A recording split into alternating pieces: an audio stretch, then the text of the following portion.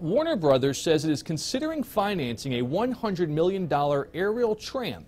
It would take people from its lot in Burbank to the famed Hollywood sign in Griffith Park. The studio met with Los Angeles city officials to give them details on the 1-mile tram. It would take about 6 minutes to go one way. The city has been trying to come up with a plan to improve access to the sign and cut down on the traffic that causes headaches for nearby residents. The tram would not require any taxpayer money. Warner Brothers did not give a timeline.